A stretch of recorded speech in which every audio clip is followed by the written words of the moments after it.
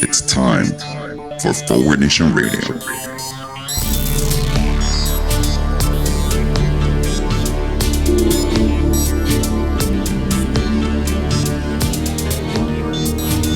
Now here he is, the host of Forward Nation Radio, David Leventhal. Welcome to Forward Nation Radio. Thank you for joining us on today's show. Quick discussion about the news. We'll take some viewer questions, and then we'll talk a little bit more about American democracy and why we probably shouldn't be able to call ourselves a democracy. To start out, if you have a product to sell, you need good marketing. If you have a lousy product to sell, you need great marketing. Give the Republicans credit for one thing, and I won't be doing that often. They're good at marketing. There's that recent old saw, I guess, that liberals and the liberal media take Trump literally, but not seriously. Trump supporters and conservatives take Trump seriously, but not literally. That sounds inspiring. That's kind of beautiful, actually, when you get right down to it. What does it all mean? Well, think about it for a second. Apparently what it means is don't listen to anything the president says. Just believe that he's saying whatever it is you want him to say. That's great. No matter what it is, just believe it. This is why Trump says 10 things, and some supporters get a little disappointed because he does some of them. They only like 3 of them and don't like 7. They just assume that he's serious about the 3 and he's not serious about the 7. So where do we see this coming up? Well, the use of air quotes. We're going to have to add a new moniker to President Manchild, President Air Quotes. How low has President Obama gone to tap my phones during the very sacred election process? This is Nixon Watergate, bad or sick guy. That was one of Trump's several tweets on Obama's so-called wiretapping that has all at this point been entirely disproven. Shocking scenario there. Something that President Air Quotes said was actually disproven. So how did the Republicans react to this? Well, the president wasn't serious. He wasn't to be taken literally about wiretapping. He meant something else. And you could just figure out whatever it is that he meant, but you could trust that whatever he meant, it must have been true. Okay, let's play this game. Let's try to figure out what President Air Quotes meant when he made that statement. How low has President Obama gone? Okay, how low has President Obama gone? What could that mean? How low can you go? That's limbo, right? And to tap my phones, tap with 2 P's. We're assuming that that's just because the president doesn't know how to spell. He obviously doesn't know how to spell hereby and some other words too. So maybe he just messed up. But maybe, no, we're not giving him enough credit. Tap, as in tap dancing. I know it's still spelled with 1 P, but it sounds more like it could have 2. So dancing, President Obama, who likes to dance? I think in Trump's universe, he's talking about black people. So he's saying black people at this point. I think we can assume that this is about black people. Tap my phones during the very sacred election process. Very sacred election process. Well, the election process, of course, resulted in the guy who lost the election becoming president of the United States. What does he mean by sacred? That's a religious term. Donald Trump is a megalomaniac. So he's probably telling us he thinks he's God. And in fact, that makes sense because his tweets are supposed to be taken, not literally, but certainly they're supposed to be taken as authority. They shouldn't be questioned. Trump shouldn't be questioned. So he's kind of God. And then this is Nixon Watergate, bad or sick guy. What could that mean? Well, bad or sick. But it's or sick. Maybe the focus should be on or sick. You know, we've been talking about healthcare in this country. Nixon, Watergate. Nixon was paranoid, mentally ill. I think he's talking about healthcare here. I think what he's saying is, oh my God, no. Oh my me, black people have health care. I think that's what he's supposed to. Black people have health. Wait a minute. Wait, no. I don't think I quite got it. Healthcare. Healthcare is autonomy. It's making personal decisions in your life. Freedom, if I can co-opt the Republican word. Maybe that's a stand-in for freedom.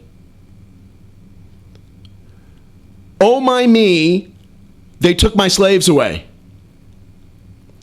I think that's probably what he was saying. Oh my me, they took my slaves away. I'm not sure that sounds better, but I'm kind of liking this game.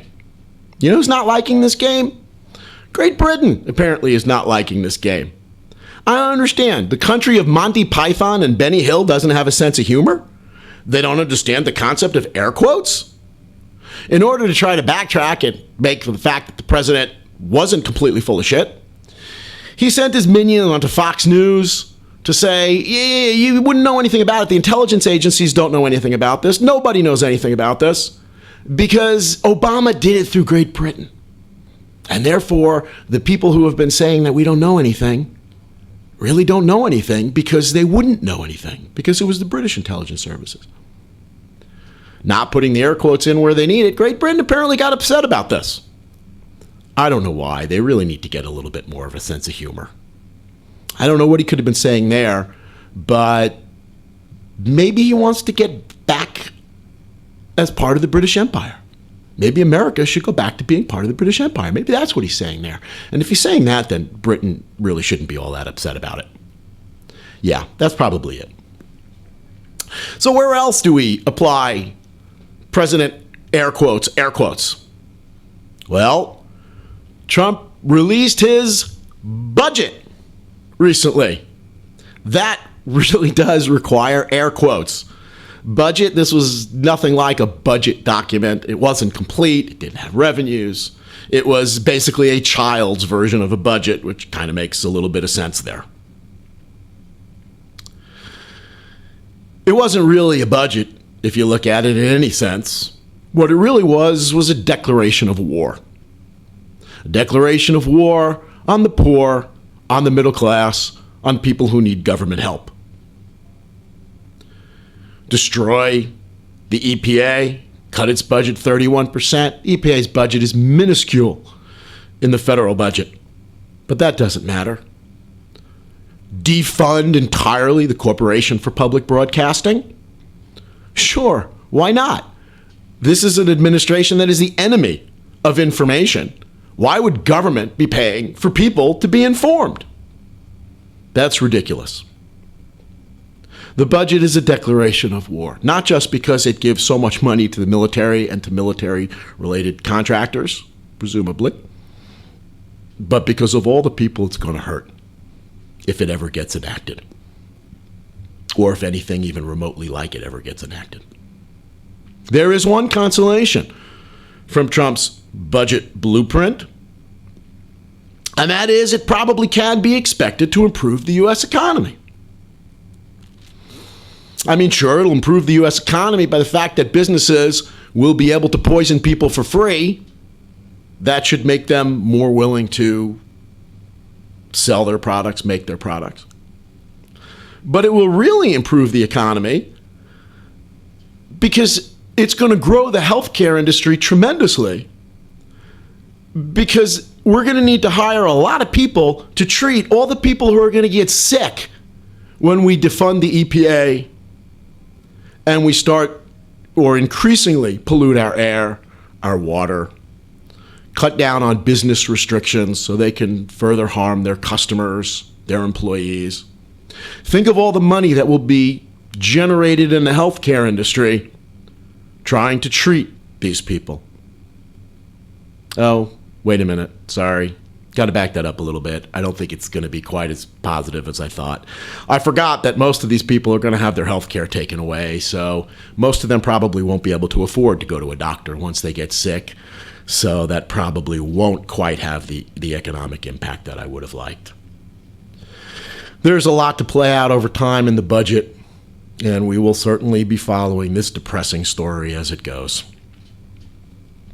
I guess the big story for the week, of course, is once again Russian interference or the possibility of Russian interference in our election. And this is an issue that just keeps getting hotter and hotter and hotter. We have spoken about this issue, but we have avoided conspiracy mongering. We are not speaking from the right, we are speaking from the left. We will try to avoid conspiracy mongering. But at this point in time, it's starting to look ugly. It's starting to look like there is a case that needs to really be investigated.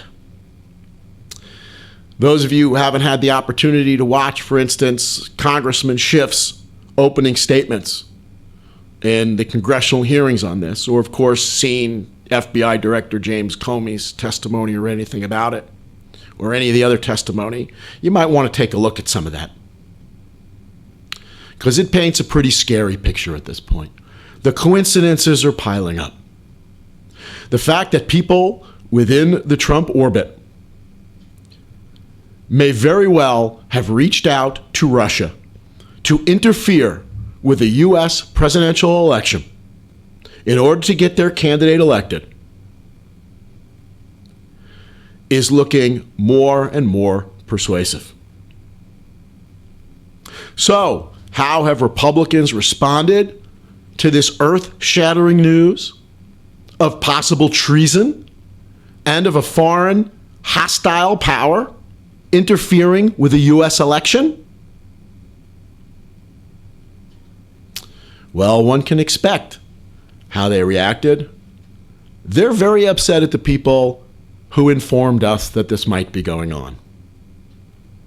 That's right. The anger in Congress, in the Republican Party, is not directed at the people who may have sold out the United States government and the United States people in order to gain political power, or even the foreign rival, the foreign dictator, who may have been responsible for that. No, sir, their ire is directed at people who allow the investigation to go forward. Keep an eye on this one, because they're going to do everything they can to bury this. It's time, for instance, for an independent prosecutor. We had one spending years investigating Bill Clinton's sex life. Maybe, just maybe, Republicans can find some resources to hire one to look into whether a foreign power is corrupting the United States government. Right now, it's in the hands of our Justice Department and a Republican Congress that is clearly evidence that they want absolutely no part of this. Yes, Attorney General Jeff Sessions, who lied about his contacts with Russia during his confirmation hearings, is A, still the Attorney General, but B, supposedly recusing himself from this investigation, which instead will be handled by his minions. That doesn't provide me with a lot of comfort. It shouldn't provide you with very much comfort either. Watch out for one other thing on this one. The testimony of our national security people, as well as our congressmen, was greatly restricted by the fact that many of the documents involved, many of the information was classified. So one of the things that I'm willing to bet you're going to see over the next few weeks is Republican Congress and the presidential administration rushing to classify everything to prevent anyone from talking about it. Would this be happening if the shoe were on the other foot? If Hillary Clinton were the president and the same information was out? Republicans and Trump supporters wouldn't be talking about impeachment. They wouldn't still be talking about locking Hillary up in prison. I know we had that we still see those bumper stickers because Hillary Clinton took her work home with her. No, they'd be calling for her execution. They'd be burning Washington down, probably literally. But not liberals, not the Democrats. But it's time to get some backbone. It's time to get a little angry. And it's time to fight for an independent prosecutor. If you are listening to this, call up your congressman, call up your senator, call up everybody you know who might be interested, and demand that we get to the bottom of this. This is a hostile foreign power that at this point in time appears very possibly, perhaps likely, to have compromised the President of the United States and a presidential administration. This is the Manchurian Candidate with an even sadder ending. I happened to be listening to NPR for a little last night, and I'm listening to Brian Lehrer was on his show that he has periodically at night. I got to give Brian Lehrer a bit of a shout out here. To be able to be so cool and so unemotional when you're speaking to absolute jackasses is a talent that I clearly do not yet possess. And he's talking to one Trump supporter who said, you know, it's time to focus on important things in this country. Not this Russia stuff. Not this Russia stuff. This guy would be burning down the White House if this were the Democrats who were doing this. But we should expect more of the President of the United States. Really? Trump's conflicts of interest already at this point are almost comical in how extensive they are.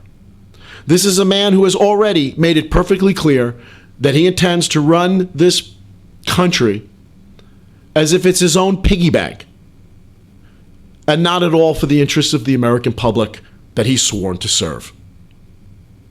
The fact that he might have sold out to Russia for personal gain, this isn't hard to believe. This is pretty much par for the course. Speaking of conflicts of interest that are a lot of fun, and speaking of Republican hypocrisy, Trump family jobs and nepotism. I understand that Ivanka is moving into the White House. I expect that she will be selling high-end jewelry to foreign dignitaries and other visitors to the White House. After all, you've got to have a pretty good client base there of people who are likely to buy your jewelry if they're visiting your father, the President of the United States. The whole rest of the Trump family is apparently involved in helping to run the country. And this is basically sneezed at. A quarter century after President Bill Clinton asked his wife, one of the most brilliant and accomplished women in the country, to help head his health care task force, the Republicans went ballistic. Nepotism, nepotism. Where are the Republicans now? No big surprise. They're sitting silently in a corner. And finally, our last news item of the day. Of course, the Supreme Court confirmation hearings of Neil Gorsuch. What should this Supreme Court nominee be asked? Here's my suggestion to Democrats. Basically one question. Is your name Merrick Garland? Maybe that's even a question that he would answer. There's really not any other questions except obvious softballs that were pitched to him that he can answer or he chooses to answer. But maybe that one he can actually answer.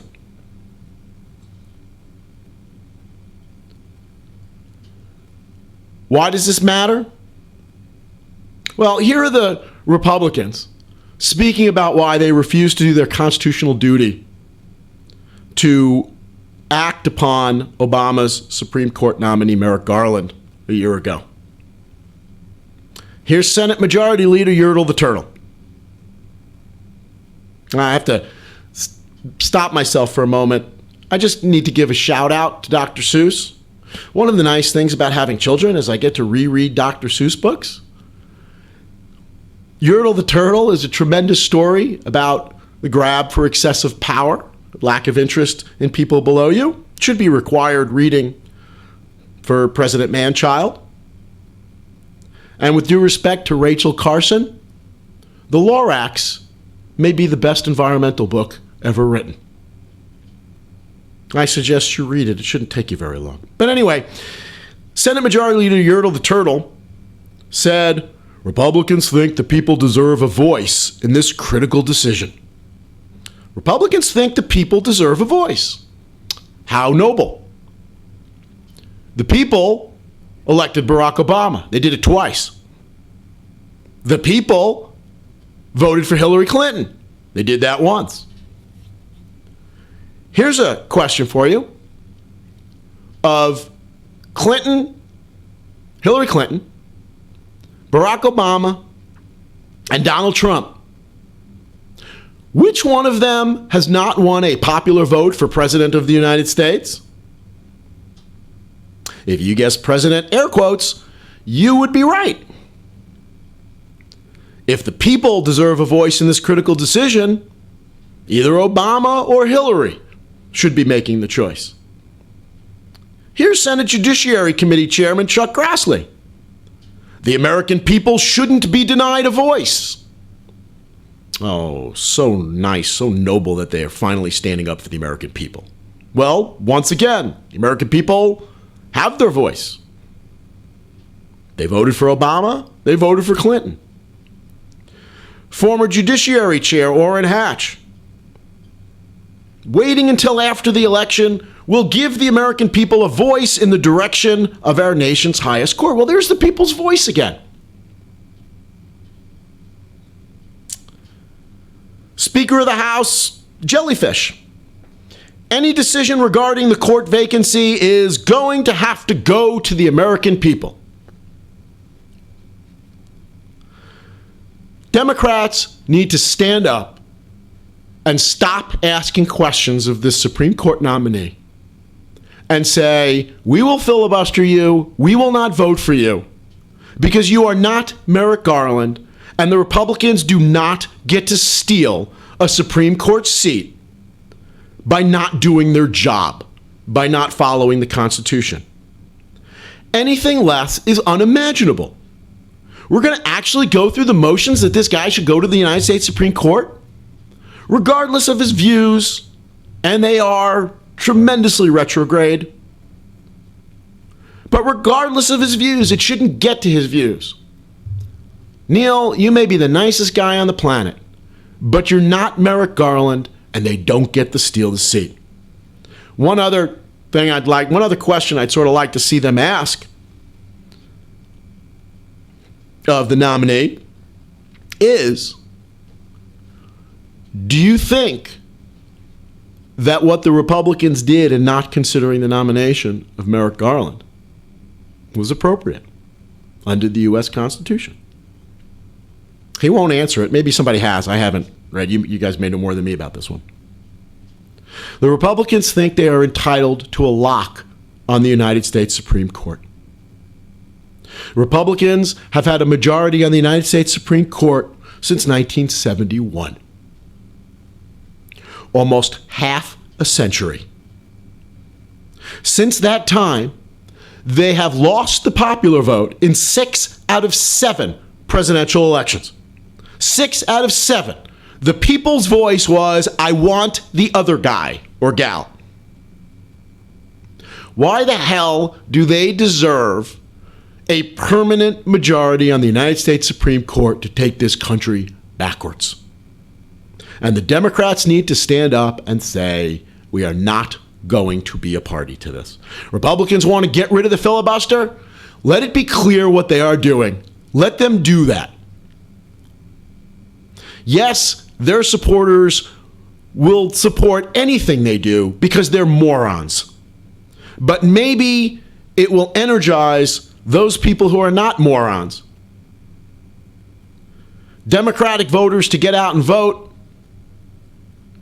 The 0.1% or so of undecided voters in this country who might actually, maybe it will motivate them. In other words, Democrats, get your crazy on. It's time to get your crazy on. Republicans always get what they want because they always bring the crazy guy to the room. And then they say, listen, you gotta, I feel bad too. You gotta do it. We got the crazy guy over here. We gotta appeal to the crazy guy. Crazy guy's gonna burn down the room. What's interesting about Trump's budget proposal to slash federal spending is that federal spending was already slashed a few years ago. We're operating under sequestration, it's called. The Budget Control Act, 2011, I believe, where the Republican Tea Party crazies proved to be so out of their mind and so unwilling to work to run the U.S. government that after we ended one shutdown of the U.S. government to try to avoid another the next time this issue came up, we passed something called the Budget Control Act, which led to sequestration, which would automatically take effect if Congress could not agree on a new budget. Now, the reason this was important was the sequestration was so absurd, was so offensive, was so anti-American, that the feeling was that even the Republicans would have to come to the table to work out some kind of compromise solution that avoided it. Well, we underestimated their crazy. And for years, we've been operating under it, slashing federal spending for necessary programs. And now we'll slash them some more. This country appears to be splitting in two between people with a brain and some thought about how this country might work for the benefit of people and Republicans. And the Democrats need to stop giving in because the other side is more crazy than they are. Maybe they're going to need to battle crazy with crazy. If we're heading to some kind of version of civil war, then let's do it already. Okay, listener questions.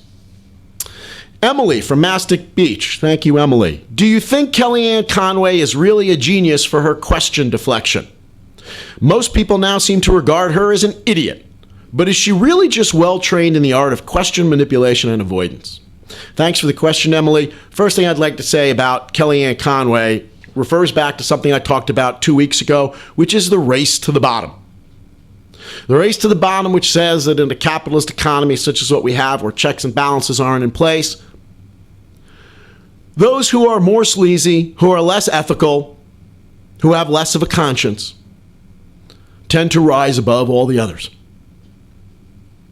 Kellyanne Conway is successful in large part because she has no soul. She has no conscience. She has no sense of decency. She has no sense of enough is enough. And therefore, she can help get Killer Clown from outer space almost elected president of the United States. Is she a genius? Clearly she's not a genius. Is she an idiot? Well, she is. She's an idiot savant with one particularly strong talent. What does it mean to be an idiot? What does it mean to be a genius? What does it mean to be smart? These are terms that I've spent a lot of time thinking about and still don't know how to define them. Was the Nazi propaganda ministry smart? Was Joseph Goebbels smart? I don't know, but it's almost irrelevant. They were shit, and so is Kellyanne Conway. Why do you think it is that, this is from Molly in Merrick, why do you think it is that President Trump makes inadequate accusations such as Obama taped my phone on his Twitter account when he knows for a fact that it is not true? And what do you believe the consequences for this will be now that the FBI has revealed that no evidence was found to support this claim? Well, thanks for the question, Molly. I have to say that I'm not sure. Why does Trump make these accusations? I think, I'm no psychiatrist, but I'm pretty sure he's a pathological liar. And I don't know if you've ever known pathological liars, but one thing about pathological liars is they lie about everything. The thrill is in the lying. It's not a question of getting what they want, of using lying to get something, although Trump has the ability to do that. Pathological liars will lie about what they had for breakfast because their default position is to lie. And I think that's Trump. He knows it's not. She knows for a fact it's not true. I can't put my mind into the mind of a Republican and wonder how much of their own bullshit they actually believe. For all I know, Donald Trump believes some of his own bullshit. God knows he spent his whole life surrounded by yes men. When you're a billionaire, people say yes to everything you say. So he's used to people agreeing with everything he says and everything he says being law. The gospel. Back to that argument. What do I believe the consequences will be for this? I don't think there will be consequences for the most part. Not from his supporters. Another reason I think that Kellyanne Conway is successful is why Donald Trump in large part is successful. Are they smart enough to know how to appeal to morons? Or do they have an edge in not being very bright themselves and therefore, by default, knowing how to talk to people who are really stupid? I don't know, that may go a little bit too far. But in my experience, being successful at your job is not necessarily a statement of how smart you are. Anyway, thanks for the questions. We would like to make this a weekly feature, so please keep the questions coming on Facebook and our other social media venues. We'll do our best to answer what we can. Try to make the questions real easy, and then we can answer them. All right, I want to talk a little bit. We talked last time about America's pseudo-democracy. I'd like to spend the last few minutes of our show talking a little bit more about America's pseudo-democracy. Quick review, we don't have much of a democracy. The Electoral College obviously has resulted in 2 losers of the popular vote during your lifetime becoming President of the United States. The Senate, I think that requires a little more discussion how that pertains to stuff that we've already talked about. Neil Gorsuch's confirmation will be decided by the United States Senate. You will hear, if the Democrats threaten to filibuster, you will hear Senate Majority Leader Yertle the Turtle saying the Democrats are standing in the way of the American voters. The Senate, however, which will be confirming or not confirming Judge Gorsuch, is not democratic. The Republicans have a majority, despite the fact that Democrats have gotten more votes for the United States Senate in the last 3 election cycles, which encompasses the entire United States Senate. They have gotten more votes. Democratic senators have gotten more votes than Republican senators by millions of votes. And by many millions of votes, Democratic senators represent more voters than Republican senators represent. You want to talk about the people? You want to talk about democracy? The Democrats in the Senate should be determining the fate of Gorsuch's confirmation. We talked about gerrymandering in the House of Representatives last time. I want to briefly mention how gerrymandering pertains to the American Health Care Act. What's happening now is that Republicans in Congress are trying to blackmail, threaten, cajole, arm twist all the Republicans who are holding out from passing this pathetic bill. Whatever's left of moderate Republicans can be threatened because they're not going to lose their House seats in a general election because they're undoubtedly in safe districts. They will be threatened by the Republican Party running a lunatic, a bigger lunatic, against them in the Republican primary. The problem right now for the Republicans in the House is kind of entertaining, almost, if it wasn't so serious. The problem with Republicans in the House is that some of the holdouts on the American Health Care Act are the crazies themselves. The Freedom Caucus and the truly craziest Republicans in Congress, who think that the American Health Care Act does not go far enough in taking away people's health care and getting government out of the healthcare business. They can't really be threatened with a challenge on the right in the Republican primary. They are the right.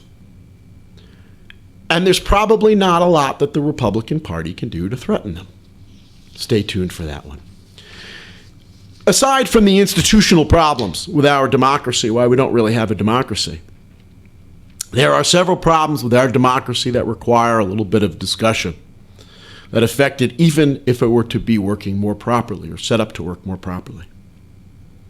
The first one, of course, is misinformation. Now, I'm used to talking to people and saying the corporate media, corporate ownership of almost all of our media, overwhelmingly the most media that people listen to or watch, that corporate ownership strongly affects what people are hearing. The shift to the right in this country, the support of the interests of wealthy people and corporations, could certainly be linked to the impact that corporate ownership has on the media. Disney owns ABC. You know they are not going to be running reports on ABC News that are critical of Disney. They're also not going to run reports that are critical of their rivals, because they don't want to start that kind of a war. Then NBC and CBS would respond in kind. So we get pablum, we get meaningless stories, and maybe we get stories from a corporate perspective. Sadly, we are at a point now in this country where the corporate media may almost be our best hope in reaching people to try to stop the madness. Blatant lies, blatant propaganda have become, I think, even worse than corporate ownership. Corporations may be corrupt, but at least they don't want to see the end of the United States. They don't want to see their profits go down by United States becoming weaker. During the deregulation orgy of the Reagan administration, where this country's slide truly began, we repealed an FCC rule commonly known as the Fairness Doctrine. The Fairness Doctrine said that if you are going to be given a license to use public airwaves to reach the American people, well, one, it actually stems from the fact that you have a responsibility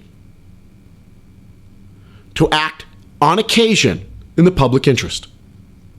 And the Fairness Doctrine said, if you are going to run editorials that take a position on an issue, you need to give the other side rebuttal time. Some of us are old enough to remember before the Fairness Doctrine was repealed during the Reagan administration, when you might see an editorial on the TV news, and then later that show or the next day you would see, this is a rebuttal to an editorial that ran on this TV station yesterday, where there at least was an attempt to achieve some kind of fairness. The commissioner of the FCC under Ronald Reagan, who helped end the Fairness Doctrine, repeal the Fairness Doctrine, came out and said, this is ridiculous. We shouldn't be telling corporations what to do. This is a common refrain in the Republican Party. No, we shouldn't be telling corporations what to do with public airwaves and public information. Yes, we should. But anyway, we shouldn't be telling corporate, because it's the job of a corporation to act as a market participant, meaning to make as much money as it possibly can. And government should not interfere with corporations making as much money as they possibly can. The repeal of the Fairness Doctrine led immediately to Rush Limbaugh. And in his wake, to Glenn Beck, to Sean Hannity, to Michael Savage, to Mark Levin, and perhaps to David Leventhal.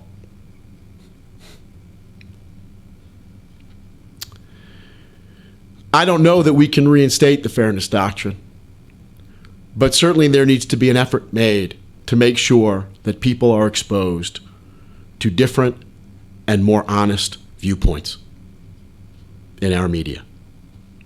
We've gone from beyond corporate skewing of the news in favor of women throwing their babies out the window, man getting run over by a car, instead of corporate misconduct. We've gone from that to blatant misinformation, to President, air quotes, and a Republican Party that feels no restraint in lying every time they open their mouths. Also, destroying U.S. democracy to the extent that it exists is voter suppression. In 2013, the United States Supreme Court issued the Shelby County v. Holder decision to gut the Voting Rights Act. The rationale was that the Senate, this is from supposedly conservative justices, the Senate, which had voted, I think, something like 98-2 to reinstate it and reinstate it with the states involved. They didn't know what they were doing. The Supreme Court would tell them what they should have been doing. And the Supreme Court said, we've gone past our era of racial exclusion and voter suppression and Jim Crow. We've passed that point. We do not have to worry about it like we used to. Rarely is the Supreme Court shown to be as prescient as it was then, when within moments of that decision, many states rushed to enact, and did enact the next day, voter suppression laws, voter identification laws, efforts to limit access to the ballot box. There is a reason that Donald Trump and the Republicans talk so much about voter fraud. It doesn't exist. Certainly not along the lines of what they are proposing. The problem in America is that people don't vote.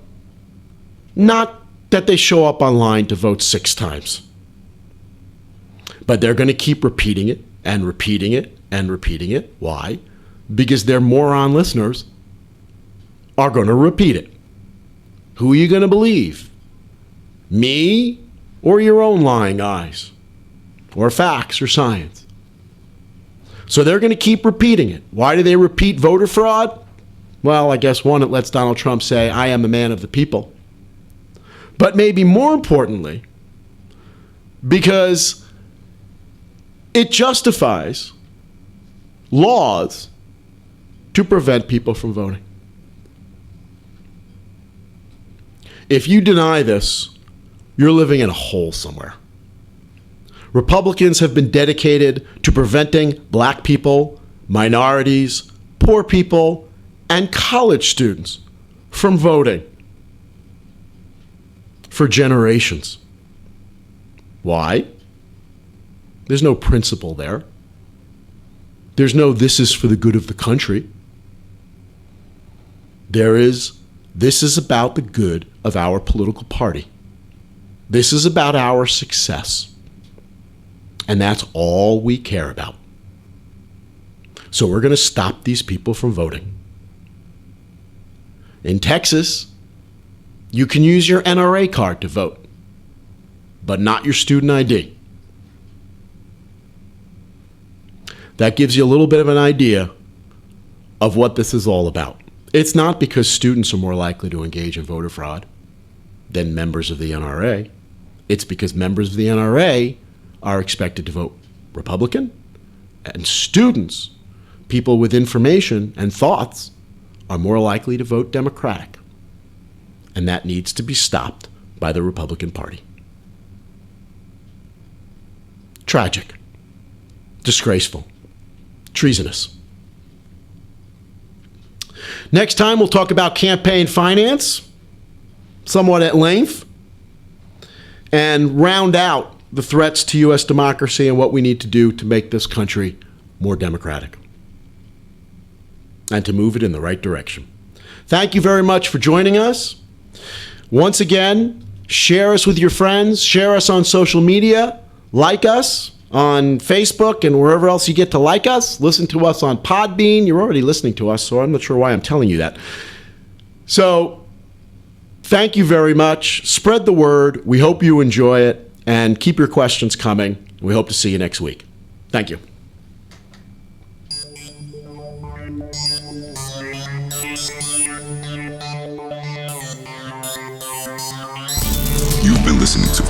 Nation Radio with David Leventhal.